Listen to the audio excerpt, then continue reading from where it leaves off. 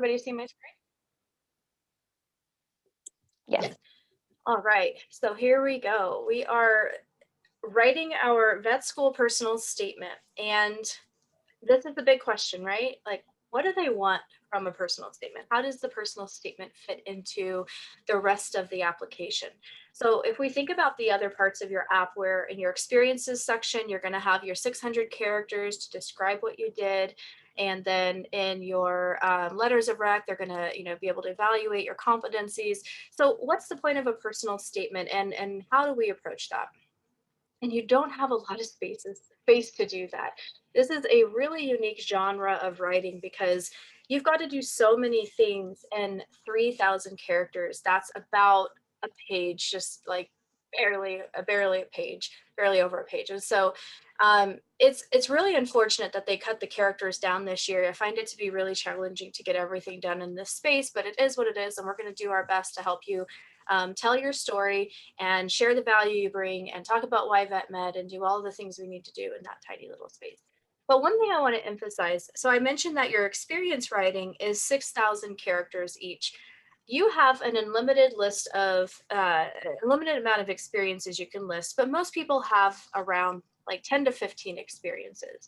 And so if you had 10 experiences at 600 characters each, right there, you have 6,000 characters that are going to be written towards your experiences, meaning you're going to describe what you did in those different internships and shadowing and all of that. So if you have 6,000 characters devoted in your application to describing what it is that you did, you probably, and you only have 3,000 to talk about why you want to be a vet, you probably don't want to waste too many characters in your personal statement just talking about what you did. And I think that that's sort of an old school way of approaching personal statements, is to use the personal statement as like a resume. I did this, and then I did this, and then I did this, thinking that kind of bragging about what you did is the way to get in. So we definitely don't want to do that. We want to move away from that. And so a traditional why vet med answer, if we're not just using it as a resume and listing what we did, I often find that people default to these bullets. So sometimes people want to tell the story of how they decided they wanted to be a veterinarian. And that's actually one of the prompts, right? Like, what moment in time did you decide? And that could be a really good intro to the essay. However, it can't be the whole essay, right? The whole essay can't just be that moment in time when you finally realize that this is the thing you're going to do. Why can it not be that? Well, every person who's applying to vet school has a story like that. Everybody arrived at that moment in their own special, unique way in terms of what made them decide to do this. um, how can we put value on one person's story over another person's story? Like, who's to say that the fact that you were raised on a goat farm means that you are going to make a better vet than someone who was raised on a horse farm? I mean, there's just doesn't make any sense, right? So everybody who comes to the field comes with their own story, but that doesn't necessarily tell them why they should pick you. It's just interesting. Of course, everybody who comes wants to help animals. And so, helping animals, loving science, those are the two sort of bare minimum requirements to being a veterinarian. And it'd be like saying, I know how, I can talk to people and I can use my hands. Well, sure, I hope you can, because that's kind of what you have to do in the field. You kind of have to like helping animals, and you kind of have to know how to do some science. Like, that, you don't need to have to say that. That's just an expectation coming to the table. And we can tell you love science because you took all these really hard science classes and you did really well in them. So nobody goes and takes OCHEM unless they really want to do this, unless they really, want to learn science. And your experiences that illustrate that you want to help animals. So I wouldn't spend characters, convincing them that you really want to help animals and that you really love science. I think that would be a misuse of characters in your personal statement. Another thing I see people do is they'll devote an entire paragraph to talking about this really amazing vet that they saw do this really amazing thing. And then they'll end the paragraph by just saying, Dr. So and so inspired me to be a good vet. I want to practice vet med just like that for the rest of my life. And now I spent the whole paragraph, and all I'm thinking is, Well, if I could accept that veterinarian to vet school, I would do that, right? Because now I have a really good understanding of how amazing that person is, but I still know nothing about this person who's applying. I don't know that this person who's applying is going to be an amazing vet. I just know that they saw good medicine and they really want to do good medicine, but I don't know that they actually have any capability of doing that based on the competencies that they just showed me, which were none. And then kind of, this is more of a, I don't see this as often, very kind of an immature way of approaching this, and it's sort of that I don't want to see any animals suffer ever again, so I want to be a vet med so I can prevent suffering. I want to, those kind of like grandiose claims of like wanting to end all suffering and wanting to stop something from happening. And that's immature because you're never going to stop suffering, right? Like that's not you're not a superhero. You can't stop suffering. You can't stop euthanasias. You're not going to, make everything right in the world by becoming a vet. And if you could, then the question is like, why couldn't all the other smart vets who came before you figure out how to do that? What is it about you that makes you think you're going to suddenly stop all animal abuse in the world?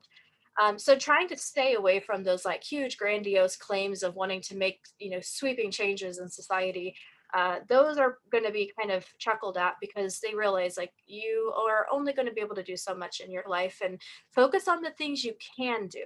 So let's back up and let's think, what is it that this person can do in vet med? And I don't know if my bottom screen is cut off for you or my bottom line, but it is for me. So I apologize for that. But what it says is, what is the value that you bring to vet med? And this new concept that I'm going to try to sell to you today is really taking a more competencies based approach to your application. And what that means is you all know the competencies, the attributes that would make a really good veterinarian, right? Can you post in the chat really quick what some of those competencies are? What do you think you need to have in order to be a really good vet?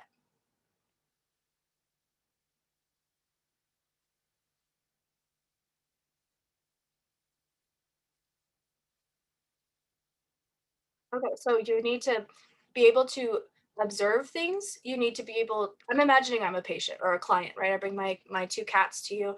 I want you to observe my cats. I want you to be able to talk to me. I want you to show up to work. That's dedication. And I want you just to be so like, I just want you to be really like understanding of my situation and tell me how sorry you are for my situation.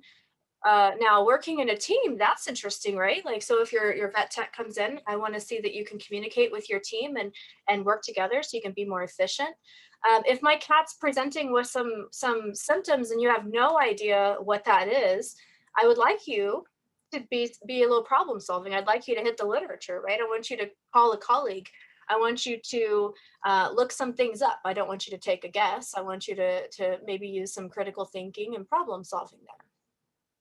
Um, Listening to me, right? So if I'm telling you that my cat is doing X, Y, or Z, I want you to listen to what I'm saying and acknowledge it. Um, Integrity. So I want you to be honest with me. I don't want you to tell me that my cat needs a test that it really doesn't need, right? Just to make a little more money. Those are all good things. Any other thing? Anybody else want to toss anything out that you think could be good? Right. Well, there are lots, right? There are lots and lots of things that you could have about you as a person that could definitely make you a good vet one day. So, presenting those things, making the case that I want to be a vet because I want to I am able to do some things and I want to solve some problems in society. And I can do that because I have some insight and some experience doing that.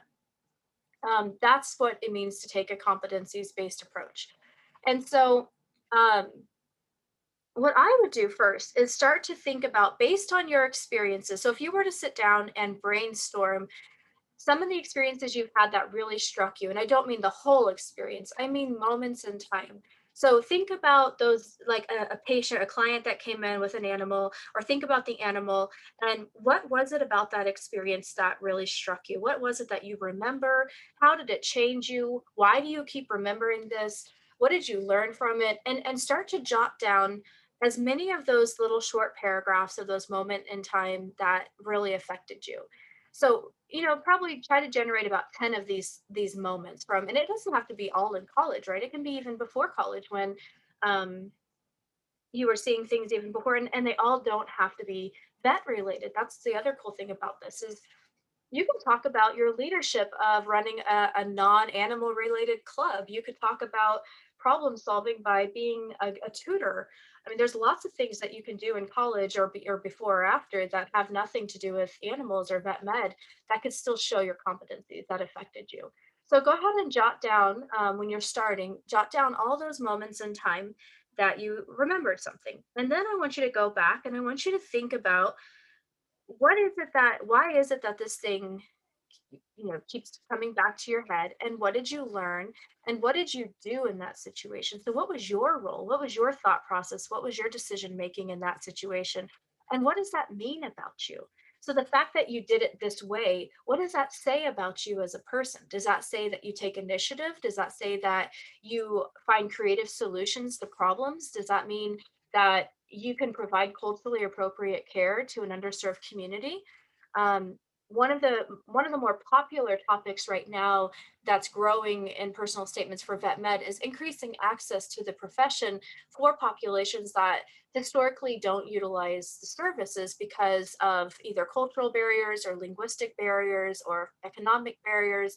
And while you can't go and say that you're going to provide free healthcare for all animals in a certain community, you can talk about more low cost options that do increase accessibility. You can talk about finding creative ways to care for animals for clients that don't have the resources to typically use veterinary medicine. And so being cognizant and acknowledging that there are communities out there um, that need the help but aren't getting the help because to be honest, there are a lot of people that kind of think and believe that if you're poor, you just shouldn't have pets, right? Like if you can't afford to get take your dog to the vet and drop $2,000, you just shouldn't have a dog. Well, that's not realistic. And that's not really fair to people who don't have resources like that. And so, acknowledging that all people have animals and that even people who don't have the money to spend a lot of money on vet med, still, the animals still need and deserve care, quality care, and then figuring out how to do that, right? Like, how can you afford to provide your services to those communities and help those animals despite there being a lack of resources? And I'm sure there are ways to do that. And so, those are the types of things that I'm seeing more and more often pop up in personal statements. And it's so important. In human medicine, we call that health equity. And I actually proposed that idea to the vet school the last time I spoke to the room. I spoke to a group of faculty at the vet med vet school. And I talked about this idea of health equity in relation to vet med, and they were all saying that they love the concept, they just didn't have a word for it. And so I said, well, on the human side, we call it health equity. And so I suggested that going forward, I'll be using health equity with all of you in terms of um, providing those services. But like, let's say that's not your thing. Let's just say your thing is more, I want to do research, or I want to be a surgeon, or I want to be um, a global health vet where I go to another country and work with wildlife. It doesn't matter. Whatever it is that you want to do, think about those stories that you wrote down on that paper and think about what those say about you in relation to your long term goal. How can you prove that being a wildlife vet, traveling the world or living in Africa and working with wildlife there, wherever it is, how can you prove that you are actually going to be good at that? How can you prove that that's really the thing that you're meant to do? And so you can start in your personal statement by picking out those stories and telling, I would say in a 3,000 paragraph essay, you're probably only going to get to tell maybe 3 or 4 stories, and they're going to have to be short. You're going to have to get in and out of those really quick. So maybe your intro is what made you go into medicine, and you tell a quick story that led you into it that kind of highlights this idea that you want to be this kind of vet. Um, and then I would say the next paragraph, you might maybe start unpacking what it is about um, that specific goal. What is it about you that means that you can do that goal really well? And so thinking about, let's just take the health equity one, for example. maybe you paint this picture of going into a community during you worked at a student run clinic where you saw the need for equitable healthcare in that community. So you say, I want to be the type of vet that serves underserved populations in a culturally and linguistically appropriate way. Okay, that's your thesis statement. So then how do I know you can do that well? Well, you might tell me a story about a time where you were working in a clinic and you saw what happens when someone can't speak the language of the vet, and you see a cultural disconnect, you see the problem, but don't spend too much time talking about the other person. Set up the story, but then talk about what your role is. Maybe you interjected and you served as a translator, and then you quickly lead back into how important it is to have representation in vet med of various languages, so that communities from who speak that language will be able to provide or have linguistically appropriate care because you're there, because you're a vet. And so being able to speak more than one language is extremely important in all fields, right? It's important to have representation in all health professions. And so you can actually bring up the fact that you speak more than one language if that's the case. Maybe it's more that you are very familiar with a community, and so you say, "Well, I really want to be a community leader in this small rural community where I hope to not only just be a vet, but also serve in some public health capacity where I want to help educate the community on how to have healthier backyard chickens. Because I know a lot of people have backyard chickens, and I want to make sure that both the humans and the animals are safe from diseases, and that they're treating the animals in humane ways, because not everybody knows how to handle chickens. Um, and so you say, well, while I'm doing my practice in this small community, I want to launch a campaign about, proper handling of backyard chickens. And so you kind of talk about why you want to do that and how you can do that, and the competencies that it takes to do that, and how you can demonstrate you have those competencies from your past.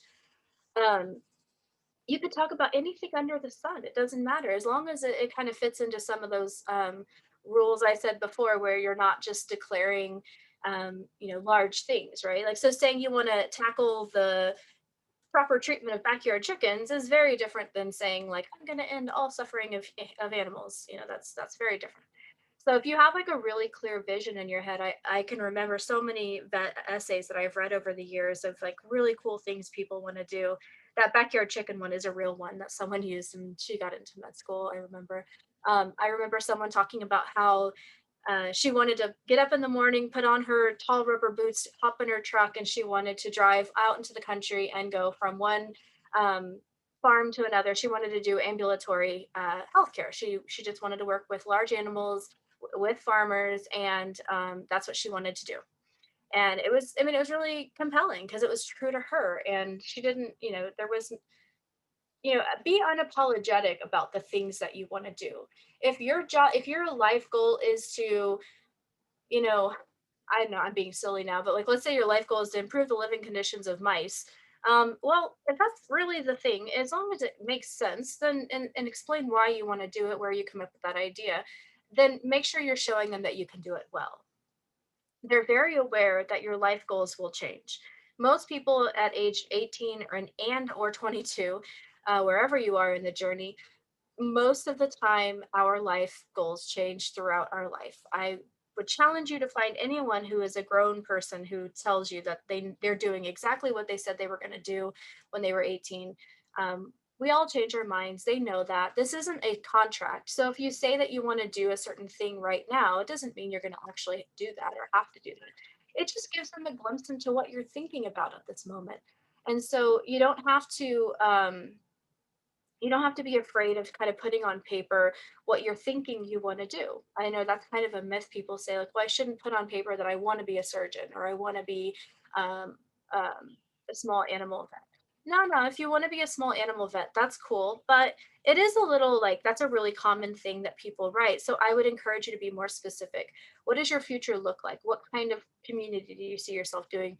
Do you see yourself doing anything besides waking up every day, going to a small practice, working all day, and going home? Is there any other kind of goal you have for yourself? Do you want to be a consumer of research so that you use evidence based practice? Do you want to, um, like I said, engage as a community leader and, re- recruit future veterinarians by speaking in elementary schools? Like you can say anything. It just paint a picture of what you see your future looking like. And then of course support it with those claims about yourself with evidence that you can do these things well because you've done it in your past. So this is just a summary of what I said. This is not a resume, so we're not listing. We're not just telling all about all the bad things that happened to us. So we're not going to talk about our bad grades here. We're not going to talk about the car accident or the broken ankle to explain why you might have gotten a C in OChem. Nobody cares about your C in OChem. It's very normal to get a C in OChem. And so you don't have to do that. You don't have to explain anything. You just are going to, you're trying to sell them the value that you bring. You're trying to convince them that you're going to make an excellent vet because you possess these competencies.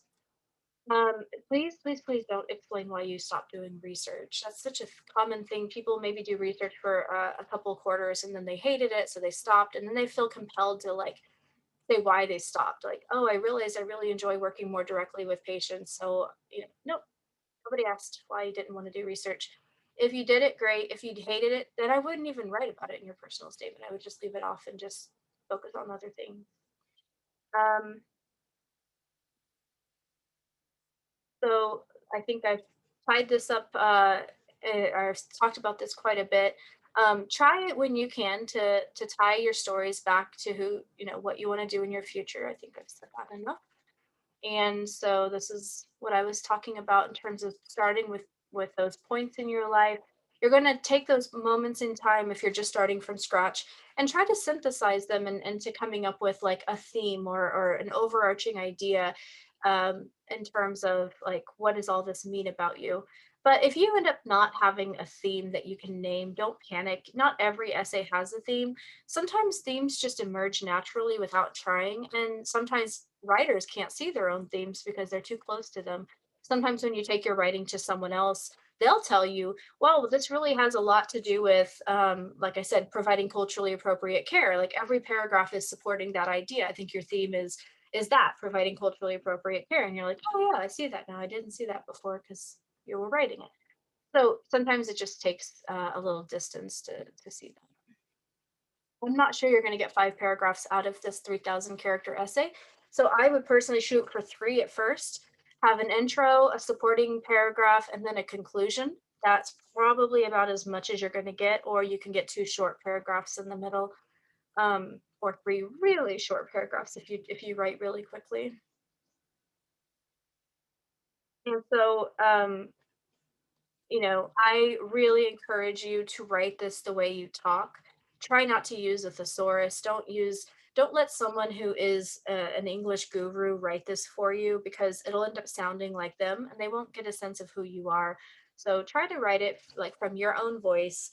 Um, and then pick 2 or 5, pick a couple of people at first when you're just getting started to have read it. Don't let everybody under the sun read it because you're going to get 15 different opinions. Some of those opinions are going to be, they're trying to help you, but they're not trained to do this. And so for someone like, for example, an HPA advisor, some of us have read hundreds of vet essays over the years. And so it's like we know what a good essay looks like because we know who we've helped who've gotten in. And so when we know the people who've gotten in, we know what their essays look like, then we can usually tell like when someone's essay is something like that or just way off base and not even close to being the level of um, insightful or reflective in terms of being competitive. So you can start with an HPA advisor, and then if you want to have someone else read it, I think it's good to get started with someone who knows a lot about how to do this, and then you can start venturing out. But just keep in mind that when you ask a lot of people, you will get opinions and you will get different opinions. They will tell you different things that you may or may not agree with, and you're going to start getting confused because they'll start contradicting each other. And so at the end of the day, this is your piece of writing. This is who you are on paper. And you need to be really, really comfortable with it. So the type of writing, the approach I described today in terms of using a competencies based approach to a personal statement, it actually is very different than the way a lot of people recommend. A lot of people are just like drill in over and over why you want to be a vet, just keep restating it. This experience made me want to be a vet. This experience, this made me want to be a vet for this reason. And I acknowledge that I'm encouraging you to take a slightly different approach to it, but in my experience, the people who I've helped with this approach have been very successful at getting in and getting multiple interviews. And so I don't think what I'm suggesting to you is harmful in any way, but I do think that you should always listen to your gut and follow the approach and the advice that feels the most natural to you. So if you don't like this approach, no problem. Do it the way you want. This is just one idea of how to approach it. So with that, I think I'm almost out of time. That was probably the fastest I have ever talked. Thank So you so much, Joanne. That was great. yeah, no problem. If you have any questions, I will be at drop-ins all next week. If anybody would like to come by, I am happy to read your personal statement during drop-ins. You can just share it with me over Zoom and we can talk about it. All right. Is that all you need from me today? I think that's it. Thank you. You're welcome. Good luck, everybody. Thanks for having me. Thank you, Joanne. Enjoy Bye. your weekend. See you later.